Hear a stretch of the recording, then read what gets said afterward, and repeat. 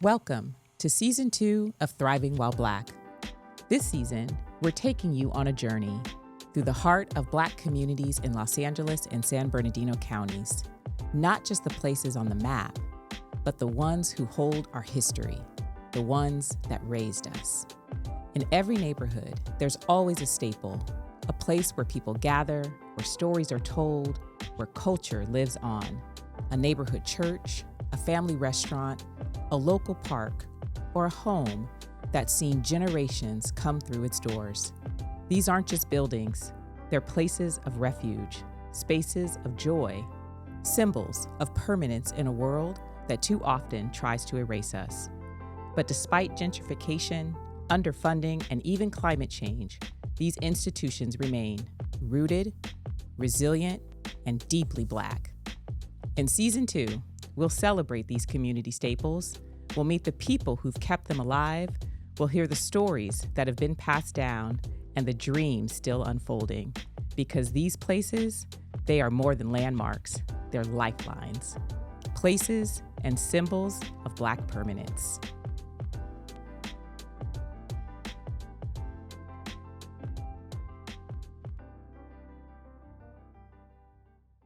I'm Casey Patterson. I'm Felicia Jones. And this is Thriving While Black, the podcast.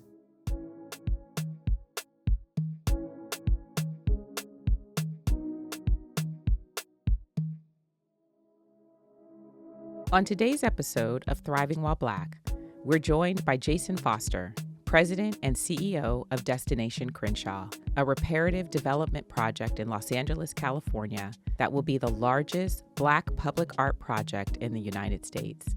Once completed, Destination Crenshaw will commission more than 100 works by Black artists with strong ties to LA, creating a pipeline of work and jobs for emerging, seasoned, and internationally renowned artists.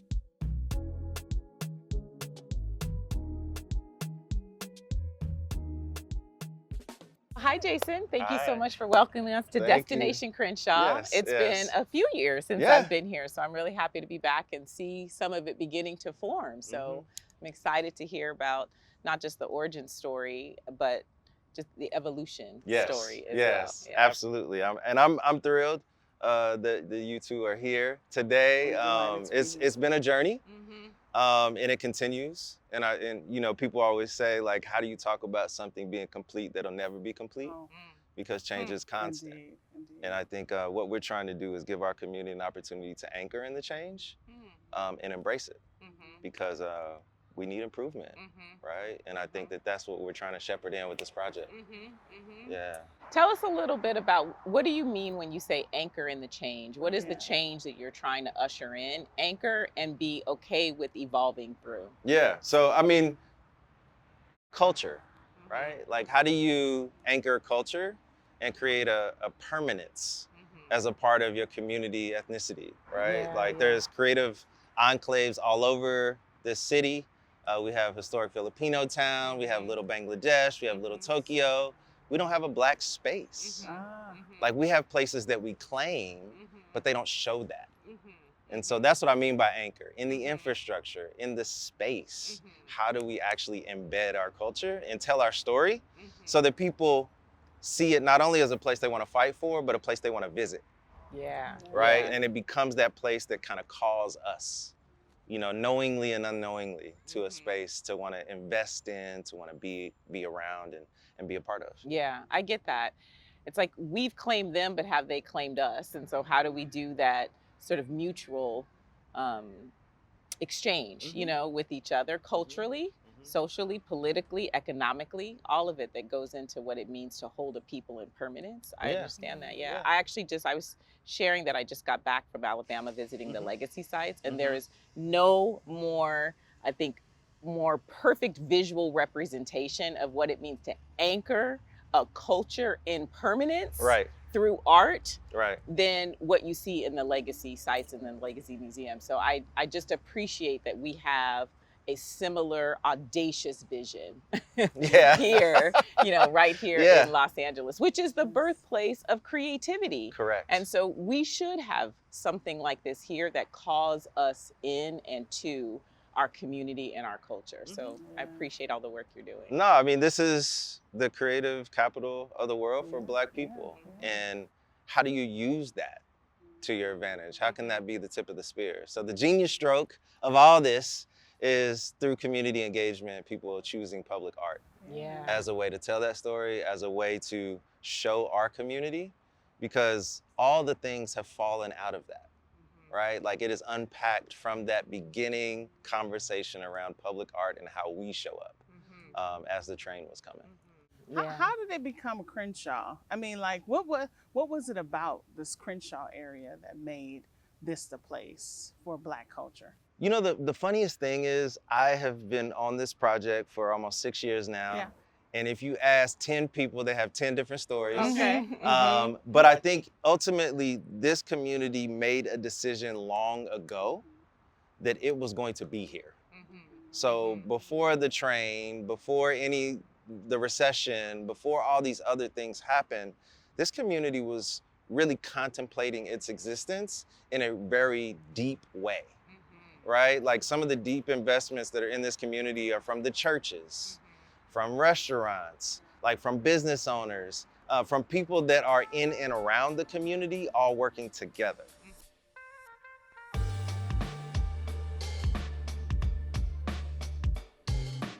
Crenshaw has always been more than a neighborhood.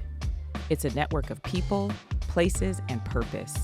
From long-standing businesses to community landmarks and places of faith, every corner tells a story of unity, pride, and resilience that keeps this community moving forward together. Well, tell us a little bit about what we're seeing. I know there's so much intention and so much, to Felicia's point, like why you choose Crenshaw. Right. That's alive in what's already here. Yeah. So where we are, Sankofa Park, this is 40,000 square feet. It is our crown jewel, so to speak, right? We have 6 parklets along the corridor. This is the largest one. And what we're standing underneath right now is our shade structures. And so these shade structures will be up and down the corridor. And, you know, I think the genius of this project is really how people wanted to use intention and design as a way to talk about the future of Black community. And so the architects that we have, they were at the Freeline Group, and that's the same group that did the African American History Museum in DC. And they actually were acquired by Perkins and Will, and that's when we started working with them. But they utilized something called the unifying narrative. And so the unifying narrative of our project is the North African stargrass, right? And so it's Bermuda grass in this country.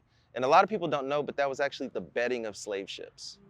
So it was laid on slave ships, Black bodies laid on top of that, and it was sailed here. So the reason why it's in any of all 50 states that it's in is because of the resilience of Black people, right? And so that story is the migration story of all Black people in Los Angeles. Whether you came 3rd, 4th generation like some folks, or 15 years ago like myself. And you know, if you put that story with another story of Black community when it's changing, can we grow where we're planted? Because ultimately the conversation is about changing community, people's fears of gentrification and displacement, and can we actually grow where we're planted? And so we see the design of the North African stargrass and the shade structures above us. We see it in the weathered steel, and we continue to tell that story throughout the 1.3 miles. And it's the physical representation of what the stargrass actually physically looks like is represented in the shade structures, which I find so beautiful, that people are standing under that symbol of resilience. And it actually provides shade. I'm grateful for this shade structure right now. Exactly. High California and LA specific. And I think, you know, this is, you know, again, our genius a lot of times is used as a model and it spreads, right? And so we have people that are coming here really thinking about how art can be shade, right? How we can utilize these different things to actually point at artists to actually tell the story of other communities. Because ultimately, this is our community, right? And thinking about the opportunity that we have just in the shade structure to have a story that continues to unpack. And it's a story that we know first. Yes. Yeah. Thinking about all the people that'll come to this community that, you know, look, a auntie will be like, hey, you know why that's there? Yes. You know why that looks that way? Yes. That's pride. Yeah. That is That's the pride. community pride that can be embedded in storytelling, which is what African people have done since the beginning. Since the beginning. Oh, I That's love right. it. I love it. Yeah. I love it. Oh, All right, So well, let's- show us the look. way. Yeah. Here, art is both representation and declaration. It tells our stories, holds our memories, and reclaims space for Black identity and joy. What Jason and his team are building isn't just a safe haven, it's a canvas for Black culture. This project has really been known as an open air art museum. Yes. Yeah, Right, that's how I've always so- heard of it described. Yeah, so 100 public arts commissions, 8 of which are sculptures. And then we'll have exhibition signage, we'll tell our story, 18 different stories along the corridor, and then we'll have 85 murals, Wow. right? Wow. And when people ask, like, what is an open air art museum? It is a way to show our art in space. Yeah. And so what you're seeing right now is a test of how we're actually gonna do that for our art up and down the corridor. So each piece will have the name of the piece, it will have the artist, and it'll have a QR code, which Oh, will that's then send wonderful. you to a space where you can actually hear from the artist Oh, that's herself or great. himself What a great about idea. their piece, right? And so Yeah. this is a way for us to really not only memorialize the art and the story, but really tell the story, Yeah. right? And be able to show that. And so what this piece is Marin Hassinger's piece, Object of Curiosity and Radiating Love. We're actually Yes. protecting it from the sun right now, but it is a pink metallic orb. Oh. And so this really, for her, tells the story of Black women and how the softness of Black women bring you in, welcomes you, but ultimately the pink, she says, hides the rage that she has as a Black woman, Oh. right? Nasty. And she uses the pink to actually balance it with green as her practice. And so we wanted to actually have that beside the tree. So the significance of this tree is that along MLK, you'll see Island Canary Pines right Yeah. behind us. Yeah. And that goes all the way to MLK that way. This tree, and then no trees. Because all these trees were actually cut down because of the space shuttle when it came. Right. Yes, that's They sure right. were. They Yeah. sure So the were. rage that she's talking about is the injustice that was actually taken for the trees in our corridor. And so as a part of this project, we're gonna plant 180 trees up and down the corridor. We're coordinating 822 and really replanting, but we have to show what it's gonna be. That's right. Because you know people in our Right. community, they don't like the baby trees, Yeah. right? Like, what, they Yeah. planting these little baby trees? That's Yeah, right. they But need to see- ultimately, yeah. Those yeah. trees grow to be bigger. But it wasn't the baby trees that got cut down. Exactly. That's Yeah. right. And we That's know right. what the critique is, right? Because that is something that we have to use and utilize as we kind of grow our community. So this really talks about how we welcome each other, but ultimately how we balance the stories, right? Like, how do we actually tell the stories that engage each other and really have an experience? So this art will have lights. It'll actually be a curiosity model, right? Kids will come from school, they'll walk through here, and it'll have an experience as they walk by. Yeah. So it'll be something that people will behold. Just commenting on the trees, Yeah. just what's coming up for me is that it's not just artistic, but it's environmental repair. It Absolutely. is. Yeah, because Absolutely. there was a real injustice done to this community in the name of preserving something else Yeah. grand. Yeah, the you space know? shuttle. Yeah. Exactly. And to actually engage in a thoughtful process of environmental repair as part of healing in this community and restoration, to what was lost in the name of something else that was important, for the city is really powerful. And that's what we mean by art being the tip of the spear, right? Because I'm sure there's a lot of tree planting or urban canopy dollars that go in and around our community. They don't actually come to this project, but that's something that we're doing anyway as a reparative development project and as a way to actually repair our community as we develop, Yeah. right? And that's Yeah. really why we call it reparative development. Yeah, I love that. I love that term. I do. Yeah, my question about the tree was, did apparently clearly this tree was here. Yes. And so there was a lot of intention. Oh yeah. Did the artist sort of already did you all plan her around this tree, or did she naturally gravitate to the tree? So that is the museum experience, right? So everything Yeah. that you see along Destination Crenshaw is a curated experience. Yeah. And so we have an art curatorial committee that really takes it upon themselves to make sure that everything is kind of working together. Oh, beautiful. And so this is actually the fourth place that it was considered for Marin's piece. And it kind of landed here, and the story that we just told really kind of worked with the overall narrative, with what she was trying to do and what we were trying to do as a project. So it continues to kind of evolve and change, and it kind of, talks about that museum experience. Oh, I love that. I love it. Yeah. And I So have much to say, I intention. have always loved the open air museum concept So do I. on Crenshaw Boulevard. Right. Yeah. Because Crenshaw Boulevard in LA is as famous It is. as anything in Black culture. That's and right. so to be able to anchor a museum on probably one of the most famous streets Right. in LA Right. is also part of a very powerful narrative about what our streets Yeah. mean to Yeah. us. Yeah.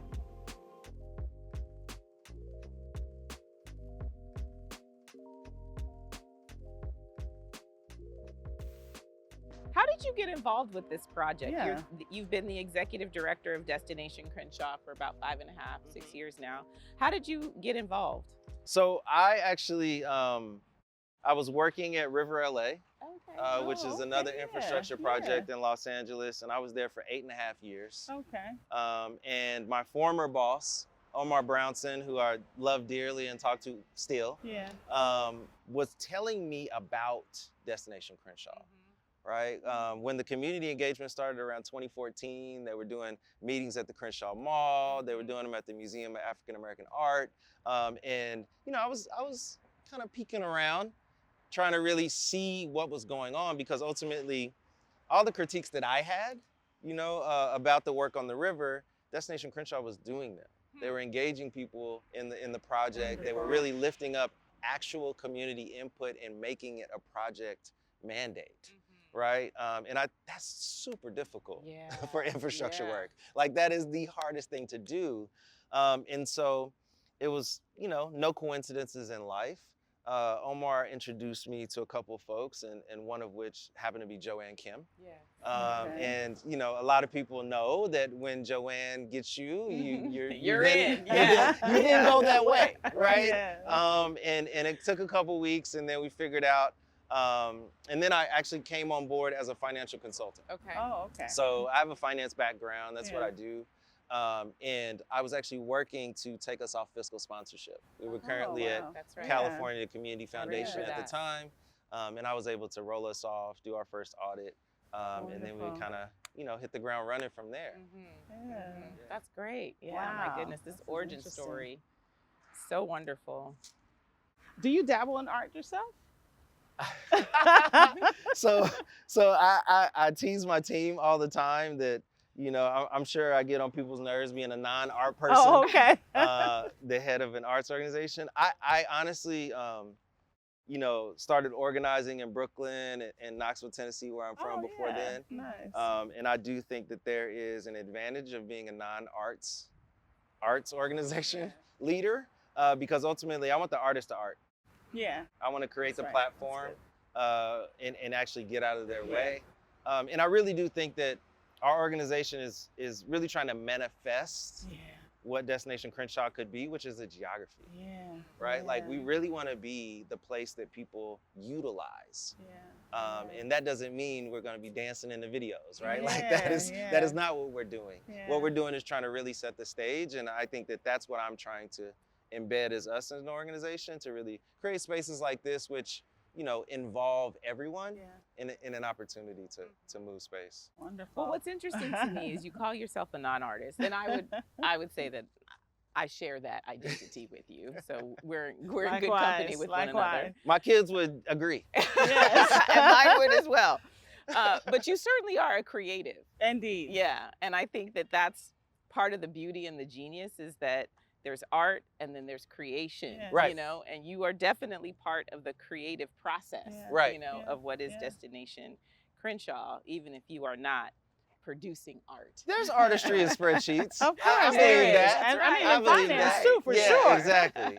And you know, I think that's in a lot of ways what the opportunity is to actually look at how you can be creative in a lot of different things. Yeah. Because we are also trying to socialize artists that are in families throughout this community, where their families might not know their actual value. Yeah. Right? What they Yeah. do outside Yeah. of this community, because one thing about being exported is that a lot of times that value is not in our community. Yeah. That's right. We have a lot of world-renowned people that are in and around here and nobody knows. Nobody knows. That's right. Right? Yes, yes, And yes. so Yeah, and so out of there you. is some creativity in actually retelling that That's story right. Yeah. and That's right. actually utilizing their talents to actually make this happen. And name their brilliance. That's Right. right. You know, name their brilliance because their brilliance does get monetized Yeah. Yeah. outside of the community. I mean, That's I right. think, you know, chief example here is Kehinde Wiley's Yeah. Oh sculpture, yeah. right? Okay. So this is the base and the plinth of Kehinde Wiley's piece. It'll be the second in the Rumors of War series, Wow. Black woman on horseback. Yeah. Wow. And a lot of people don't know, Kehinde was like a metro artist when he was in high school, right? Like, you know, he is embedded in this community and world renowned. And he would ride the metro, Yes. yeah, to Yes. museums and see portraiture that was there, but imagine it through the lens Yeah. of our faces, our culture, our people. So I love what that. a beautiful, beautiful way to bring that brilliance home. Yeah. Right. Yeah.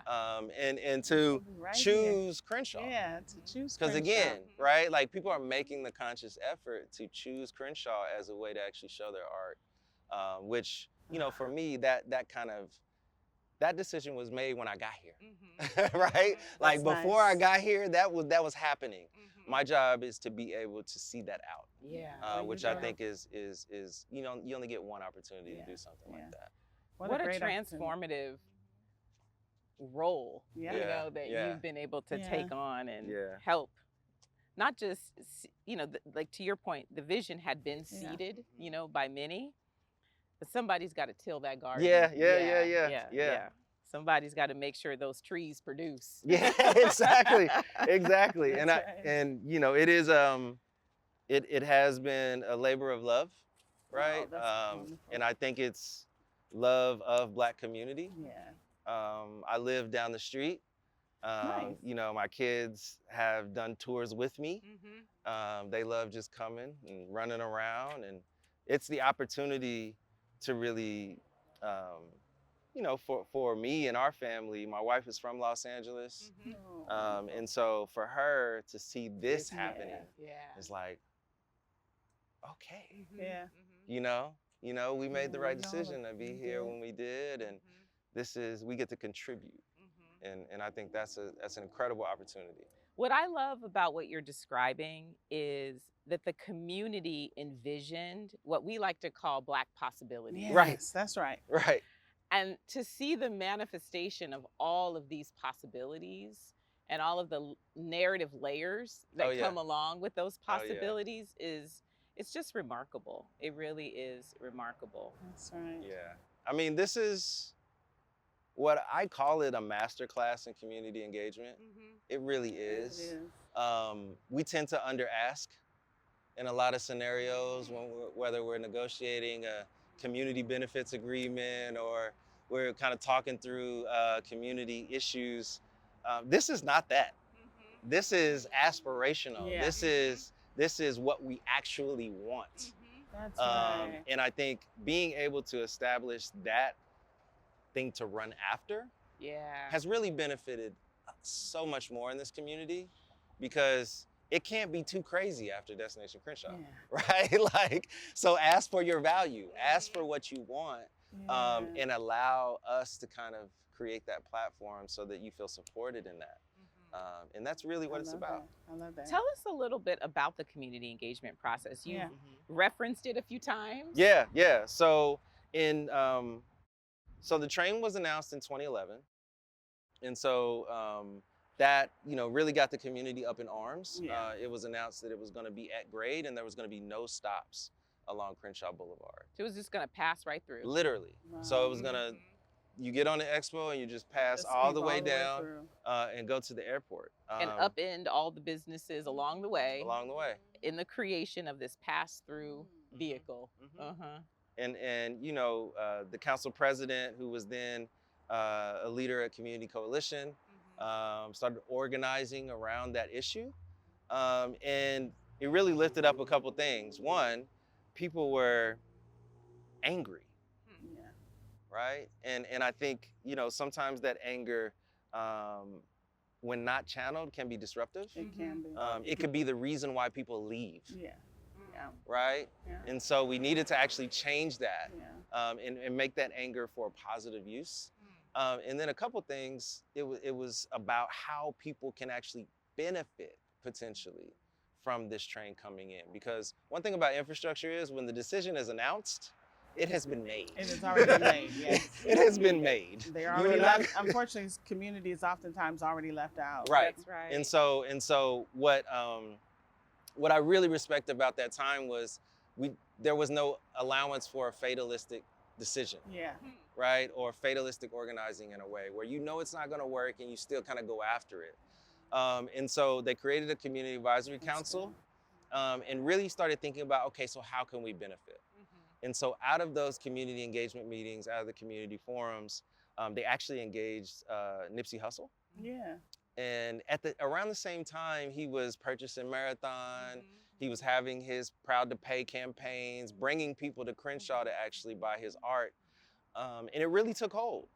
And it really was about creating a destination here, Wow. making it not a pass-through, as you said, but ultimately a place that people want to come and it would benefit us. And so that just took hold. He went home, he tweeted it. Yeah. And next thing you know, that's how we got our name. Destination That's the- Crenshaw. Yeah. That's the Yeah. power of an influencer. Yeah. They really do. And Absolutely. a visionary. To visionary. Yeah. Yeah. To use their platform to build permanency. Yeah.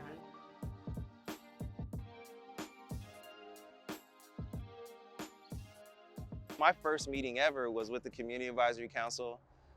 It was 2019. And in that meeting, Yeah. we were at the 90% design standpoint with our designers, and they changed the colors of the shade structure in that meeting. In The that council meeting, did. the council, Yeah. Uh-huh. and I was floored, right? Like I was like, wait a minute, 90%, right? Yeah, yeah. What are y'all gonna do? And they're like, we're gonna change the colors of the shade structures, and ultimately, that was when I knew that that's true engagement. Right? Like that's honestly, That is and honest. it wasn't just a kind of flippant decision. It was people that took the last meeting home, met with each other about That's it, and actually had a case. Yeah, Right? Like this is why we want to change it. This is why we feel like this is actually a better use of and the designers took that and did it. And Wow. they changed it. And I That's think wonderful. that was the moment where I was sold. Yeah, Right? And yeah. needing to actually see if I could execute what these people have put in so much time Yeah. to create. Wow. I love this. I think what you're also speaking to, and not explicitly naming, but I certainly hear, in the discussion, is that there's also creating and setting the expectation with the project contributors, the architecture. Right. Exactly. Right. Things that, like, Exactly. there's a way to set an expectation that decisions are actually held by community. Yes. Yes. And our job is to facilitate Right. the execution of those decisions, Right. not make them. Right. Yeah. And I think that's an important point to lift up when you're talking about community design, Indeed. community co-design, is who actually holds the decisions around permanence. Correct. Yeah. Correct. Because I think there's an opportunity to make things so much Yeah. easier. Yeah. You could try to fast track it. Yeah, you can Easily fast track and, it. You know, I have a 7-year-old. I'm always talking to her about leading questions, right? Yeah. Was that a leading question? Do you know the answer already? Yeah. Right? Let's try to have questions of wonder Yeah. and really ask things that you don't know the answer to, Oh, and there allow you an go. opportunity for people to engage in discussion Yeah. around what it could be. Yeah. And I think that that's our job as an Yeah. organization, and really it's to either, you know, complete those things or come back and say it can't be done, Yeah. right? But have an honest back and forth and exchange, and that's something we're still doing today. You talked to me earlier about what did you call it? Radical courage. Yeah. Can you say something about that and how you are encouraging that in your team as we're talking about Black possibilities? Yes. What does radical courage mean for you? Well, I think, you know, when I came to this project, it was a $100 million project. Yeah. We were announcing it publicly Yeah.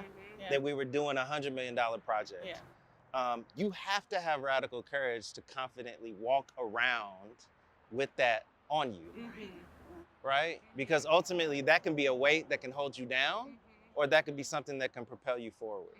Because once you say it, it's out there. It's out there. It's out yeah. there. Yeah. Because the entire community knows that. And is and holding you accountable for that. Right. Yeah. And you know, that is what people put on us, right? And I think embracing that is what we mean by radical courage. It's really saying like, okay, put that on me.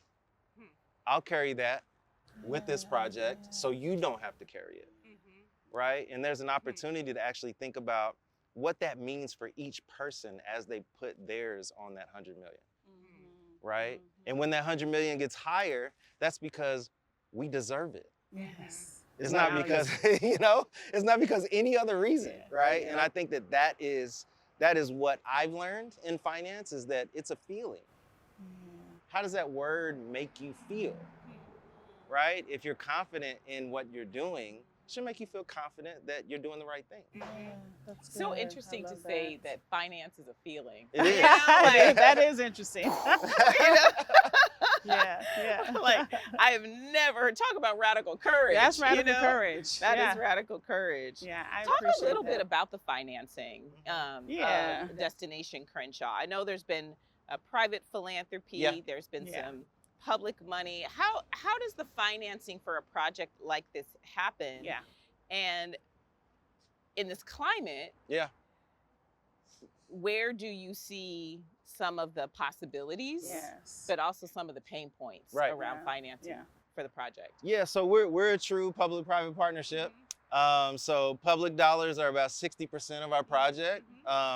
Primarily capital construction is what it's paid for, and that's what it's good at, Yeah. right? yeah. Like if you look at our city, public funds build the things that we need as far as infrastructure Yeah. is concerned, and that's an incredible thing. And we are lucky to have alignment, whether it's the city, the county, the state representatives, all the way to the federal level, have supported this project. That's wonderful. And that's rare, right? It's rare for a community. And when you talk about communities having that type of alignment, what's possible, it's really, you know, for me as a hopeless romantic of the democratic process, Yes. it can work if we use it. It can That's right. work. And we have to advocate for it to be used properly so people can see that. Public dollars, that's been a thing. Private dollars, that's what we're gonna work on. Okay. Because ultimately, we are unapologetically Black. Yeah. Yeah. We are doing Black art in public space. Yeah. And it's truly community led. So we didn't ask anybody to do it. Nobody said, okay, you can do it. We just started doing it. That's wonderful. And so I think that is our constant sort of, Yeah. our question of wonder Yeah. around how can we really show up? How can we continue to tell our story in a better way? And we know in our community, we have to be twice as good, right? And it continues to kind of manifest itself in a lot of ways. And all the times that we kind of walk people through the site and like, why is this not done? Like, because we have to fundraise. You have to fundraise. We have to hit our mark. And, you know, I've been a nonprofit my entire life. And so I think there are seasons. That's seasons.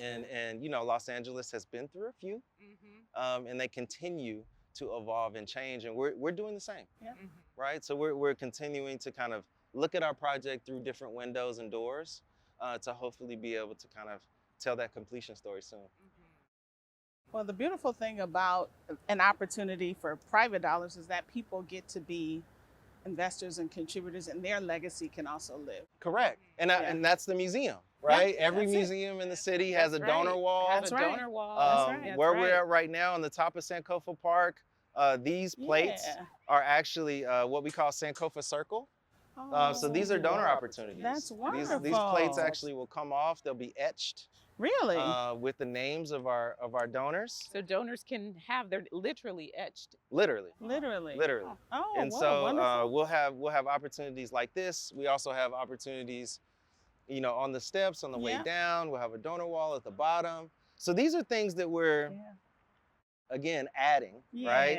As Yeah. opportunities, because we know that they are critical for They us are. to really have those individuals in a city like Los Angeles where it's incredibly possible, right? Like it Yeah. is possible to actually have the true public-private that we're looking to have. That's right. Because there is so much wealth in this city. Absolutely. There's so There's much so wealth much in this wealth. city. And so much conscious wealth, That's Yeah. right. That's right? right. And I think that is, you know, because this project is not speculative, right? We've seen Black ownership throughout Crenshaw actually grow. Yeah. 41% more Black ownership in the commercial corridor since Destination Crenshaw was announced. And that's because people believe in the platform that we're creating. Talk so a little bit that's our more opportunity. about that, because what you just lifted up, I think, is an important point around creating community wealth. Yeah. You know? Yeah. And what possibilities emerge that are not just about the space, Right, but are about the people and the spaces around correct, the space correct. that create a different kind of community economic engine. Mhm. Yeah, talk a little bit about what's happened and what continues to happen as a result of investment coming here. You know, that's the name of the game, right? You know, people, when we were doing our strategic plan, Yeah. right? You know, people were like, what is this platform you keep saying? You keep saying Right, platform, right, platform. right. And true infrastructure has business on top of it, right? The built environment is actually on top of infrastructure. We're not in it, right? So our whole job is creating the platform for those things to happen. We want to create the conversations for people that are interested in investing. We're going to create the opportunity for businesses that want to actually come to our corridor and choose our corridor. Create the opportunity for artists that want to participate in the making of Destination Crenshaw. But ultimately, that's where we stop. And that it continues to be community-led because we know when to stop, right? Yeah. And I think that is really the opportunity, Smart. is to embrace that finish line. Because we trust the community is gonna keep doing what it does, right? Crenshaw is gonna do what it does, right? And we just need to give it the opportunity to do that.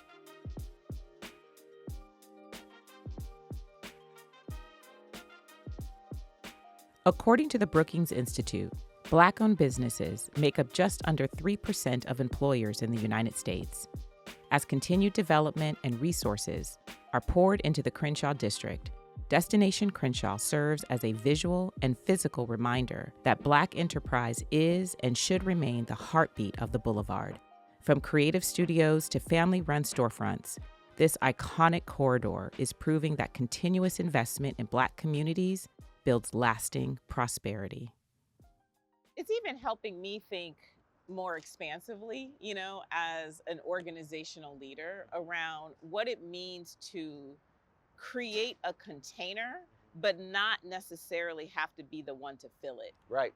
Yeah. I mean, that's the You hardest know? thing to do. Yeah. That's the hardest thing to do. That's the hardest thing to do. Yeah. That's the hardest thing to do. You know, I struggle with that. Mm-hmm.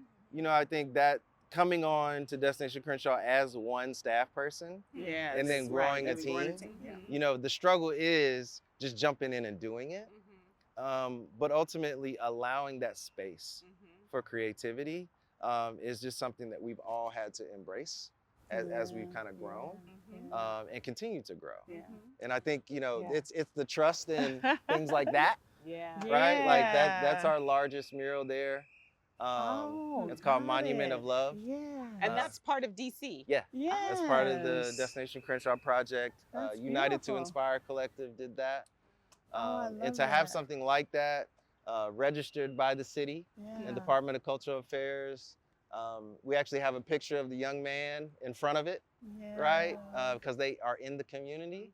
And we Yes. feel like these are the things that actually send the signal out, It's beautiful. right? And it's nice that it's right here. What a beautiful view once you reach the top. I know. I was like, To look see at this. that. It's incredible. Yeah. And see the children, yeah, you know, the going to children. school and Yeah. just being in such a space.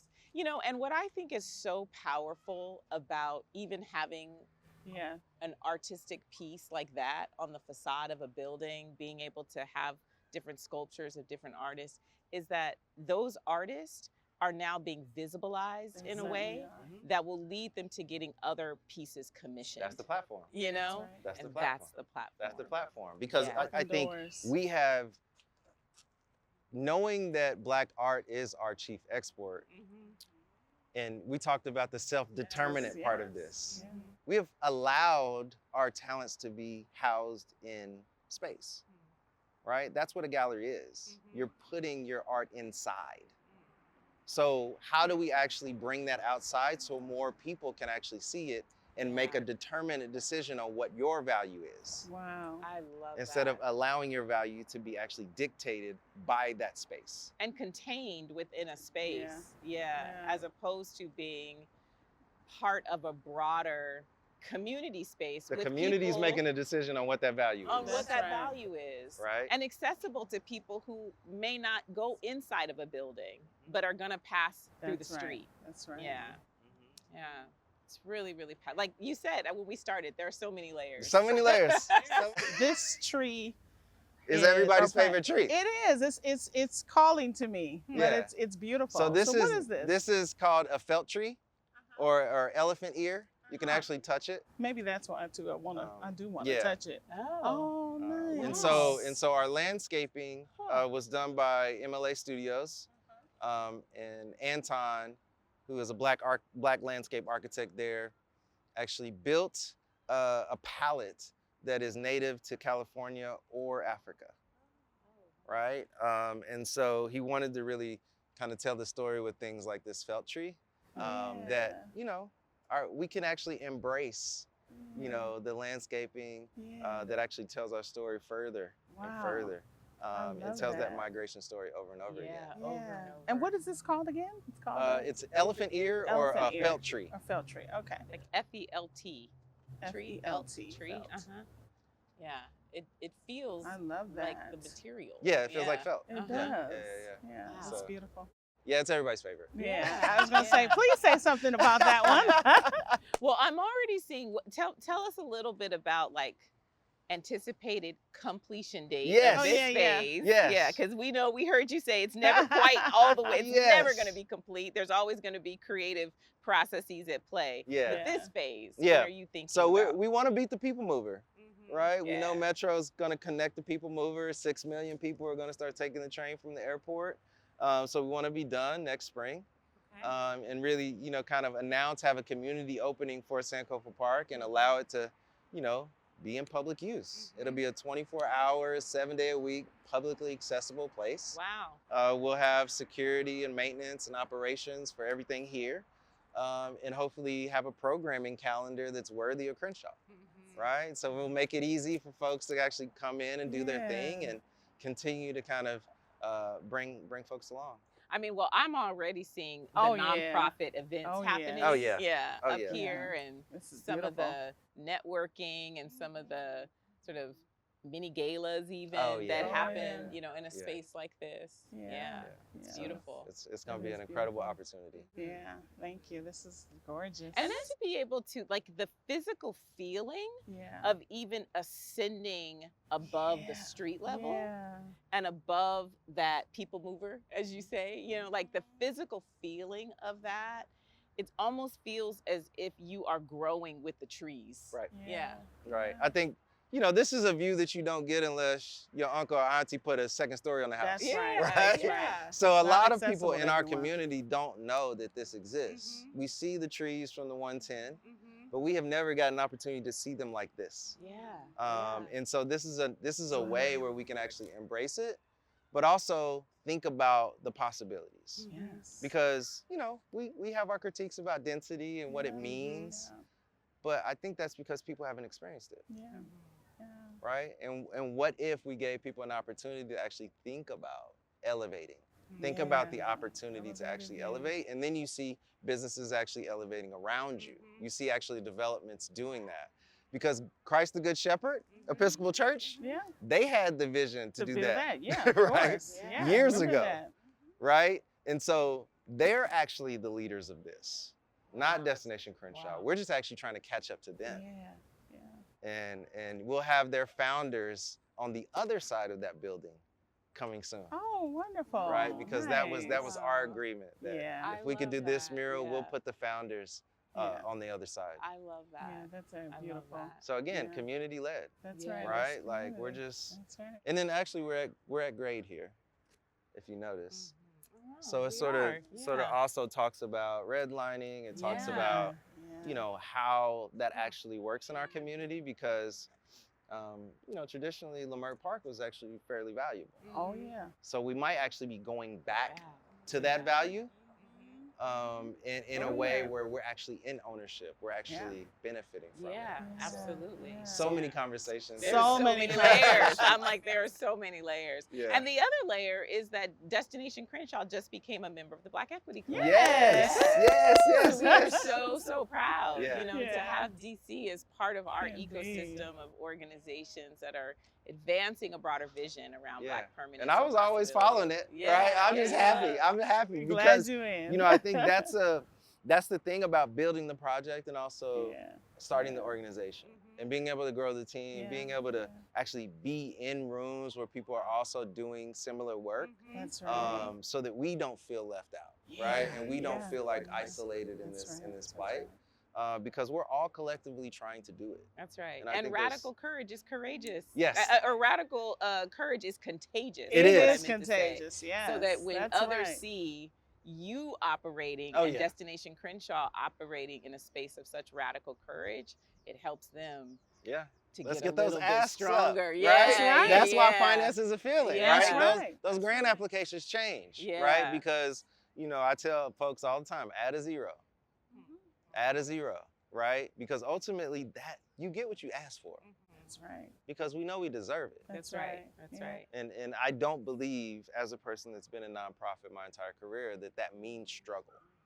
That means your team cannot be well, That's right. Ooh. right? That's So right. we Yeah. have Amen. results-only Yeah, work that's good. environment. We have unlimited PTO. We cover all the benefits, That's great. and we fundraise for that so we can do it. So you can do it. And it's Yeah. deserved, And you can right? have, you and can and have that's all something. of that. Yeah. How That's big is your amazing. team now? So we have 5 folks. Okay. I gotta get to Congratulations. 23 soon Yeah. because we gotta run this museum. Yes, Yeah. indeed. Yeah. You'll but- get there. But the 5 key folks on our team right now are about building this project. Okay. And we come in every single day locked in to do that. And it's been a joy. I Yeah. mean, to kind of see them grow and try to get out of the way. Yeah. Doing a great job, no doubt. That's where your wrestle is. That's I know, right. Yeah. Yes. I get it. I You understand build it. Yes. So you're an organizational leader, so we understand that. Yeah, we understand. exactly. We understand Yeah. the push and pull of that. And so this is where Kehinde sculpture will be. So people will Wow. kind of come up here and be able to see Wow. it. This is beautiful. It really is beautiful. I didn't recognize it. That this is a ship.